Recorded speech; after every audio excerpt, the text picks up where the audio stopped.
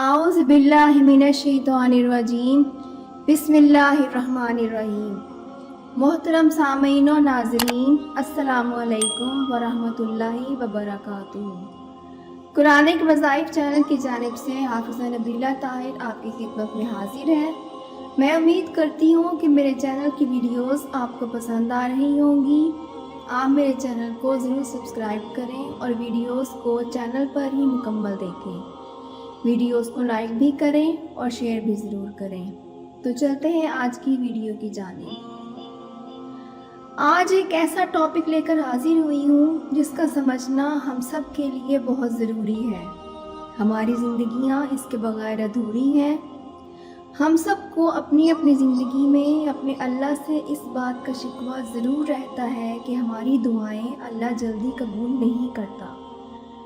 तो वो कौन लोग हैं, ऐसी कौन सी मोहतरम हस्तियां हैं जिनकी दुआ अल्लाह जल्दी कबूल करता है।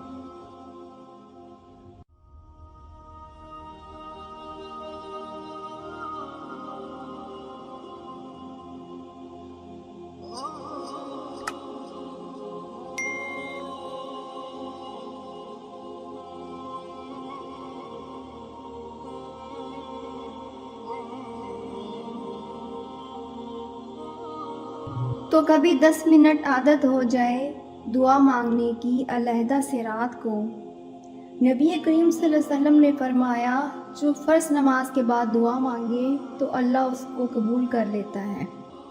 नबी पाक सल्लल्लाहु अलैहि वसल्लम ने ये भी फरमाया कि अल्लाह मुसाफिर की दुआ कबूल फरमा लेता है।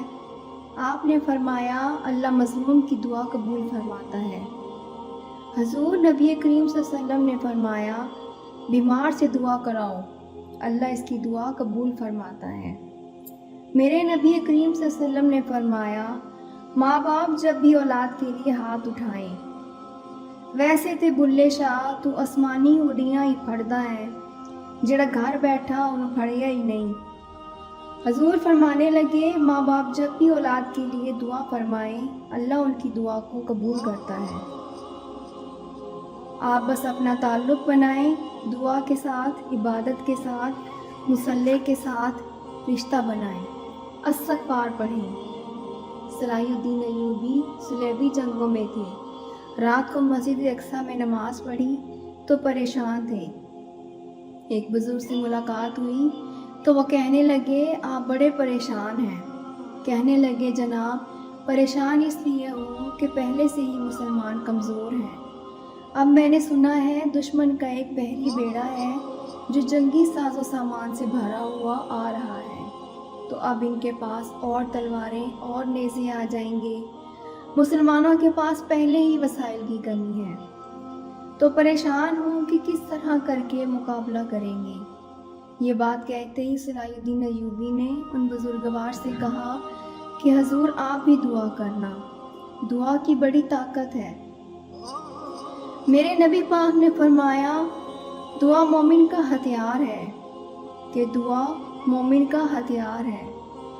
आपने फरमाया, तकदीर को सिवाय दुआ के और कोई चीज़ नहीं बदल सकती, तो दुआ मोमिन का हथियार है, ये काफिर के पास नहीं, ये हथियार है मोमिन का। अल्लाह करे आप लोग इस बात को समझ सकें कि दुआ मोमिन का हथियार है। काफिर के मुकाबले में जो तुम्हारे पास सबसे बड़ा हथियार है वो दुआ ही तो है। दुआएं करानी छोड़ दी, करनी छोड़ दी, लेनी छोड़ दी।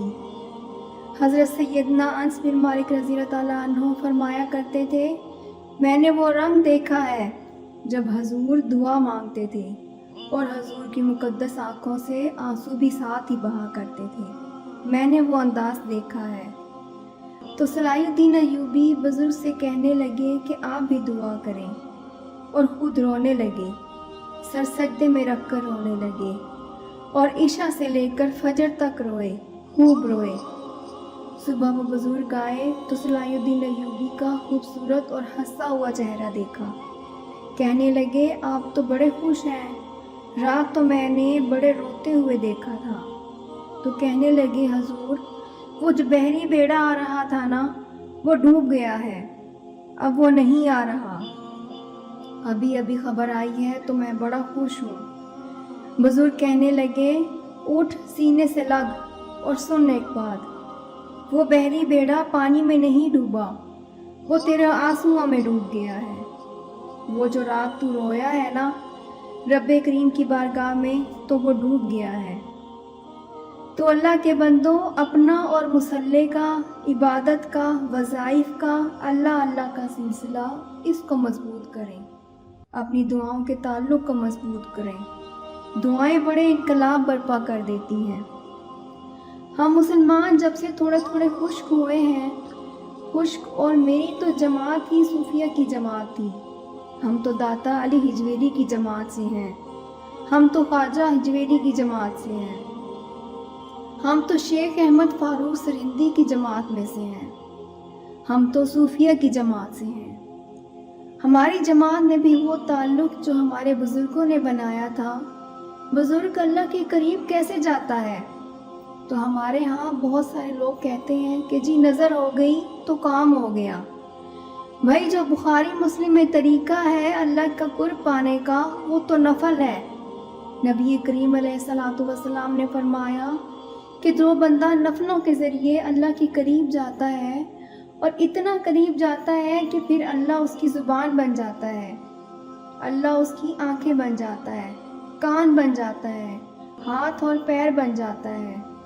तो यही तो इबादत है अल्लाह की बारगाह की हाज़िरी से, जो आपको अल्लाह के करीब करेगी। तो नमाज को अहमियत देकर अदा करें, नमाजें मोबाइल बंद करके अदा करें। अब देखिए, कुछ लोग कहते हैं मुझे टाइम नहीं मिलता नमाज का, तो मैं कैसे पढ़ूं? इस पर मैं कहती हूँ कि आपने बड़ी जुर्रत की बात की है।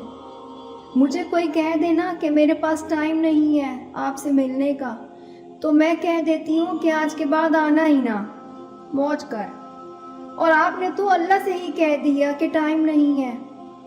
और बड़ा अजीब फ़लसफ़ा है, कहा गया नमाज पढ़ने आओ तो कहते हैं कपड़े ठीक नहीं, और अगर कहा जाए कि आओ दावत पर चलें तो कहते हैं 1 मिनट ठहर जाओ, मैं ज़रा कपड़े बदल कर आया।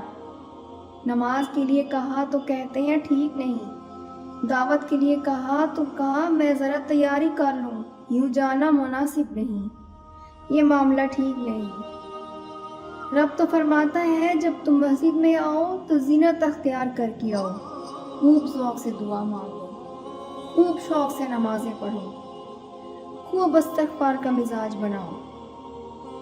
आप लोगों के बीच रहकर सुख हासिल करना चाहते हैं, लेकिन आपको पता है कई कई महीने गारे हीरा में रहना भी मेरे महबूब कमली वाले का तरीका है।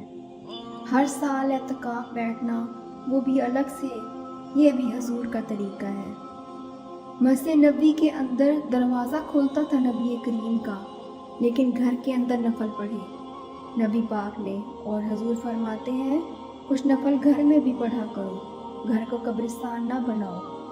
हमारा घर अल्लाह के ज़िक्र से आबाद होगा। तो कोशिश करें, पूरी दिलजोई से दुआ मांगें और नमाज का खासुल खास एहतमाम करें। तो अल्लाह करीम की बारगाह अक़दस में दुआ है कि वो रब्बे दो जहां हमें नबी दो जहां हज़रत मोहम्मद मुस्तफ़ा सल्लल्लाहु अलैहि वसल्लम की लामहदूद मोहब्बत और गैर मशहूद फरमाबरदारी अता फरमाए, और हमें दूसरों के लिए खुशियाँ फैलाने का वसीला बनाए।